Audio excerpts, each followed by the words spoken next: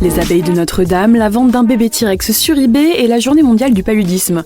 Nous sommes le jeudi 25 avril, je suis Pauline Morsley, bonjour à tous. Voici votre concentré d'actualité scientifique sélectionné par Maxiscience. La différence entre l'homme des cavernes et nous, c'est le résultat de la science. Et ce n'est pas une opinion, c'est de la science. Notre monde n'est pas si moche.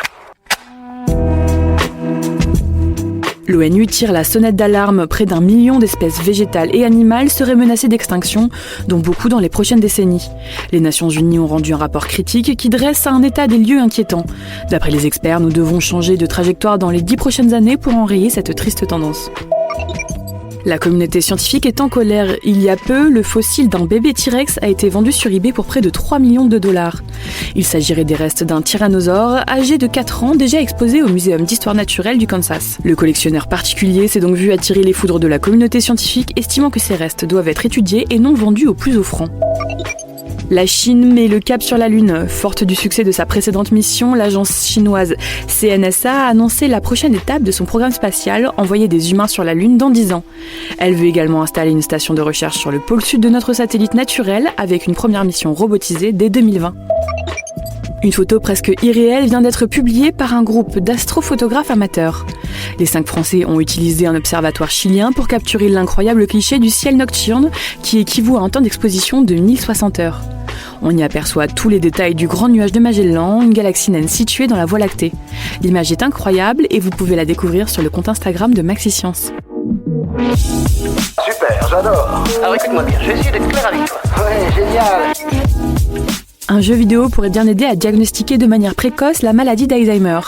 En effet, des scientifiques ont constaté que la perte de repères spatiaux était l'un des premiers symptômes de cette maladie. Des chercheurs du CNRS ont donc développé un jeu vidéo d'orientation spatiale appelé Sea Quest, qui pourrait analyser les changements d'habitude de navigation et donc aider au diagnostic de la maladie. C'est la journée mondiale de lutte contre le paludisme. L'OMS a annoncé son intention de lancer un test à grande échelle de vaccins particulièrement destinés aux enfants. En effet, ils sont 250 000 âgés de moins de 5 ans à mourir des suites de cette maladie sur le continent africain chaque année. Le test durera 2 ans et sera mis en place au Malawi, au Kenya et au Ghana. C'est la fin d'une épopée judiciaire. En effet, le Conseil d'État a validé l'arrêt des traitements de Vincent Lambert. Cet homme était en état végétatif depuis 2008 et la famille se déchirait sur la décision d'arrêter les soins. Ses parents ont annoncé un recours devant la Cour européenne des droits de l'homme. Bonne nouvelle pour terminer concernant les 200 000 abeilles abritées sur le toit de la cathédrale de Notre-Dame. Selon Nicolas Guéant, propriétaire des ruches et apiculteur, les abeilles sont en vie. Durant l'incendie, les abeilles auraient défendu leurs reines en apercevant de la fumée. Les abeilles pourront donc continuer à faire du miel qui est destiné au personnel de la cathédrale. C'est tout pour aujourd'hui. On vous dit à demain pour de nouvelles actualités scientifiques, mais en attendant, si vous souhaitez approfondir les nouvelles du jour, rendez-vous sur le site de Maxiscience. Voilà. Il ne reste plus qu'à vous remercier de votre attention. Au revoir.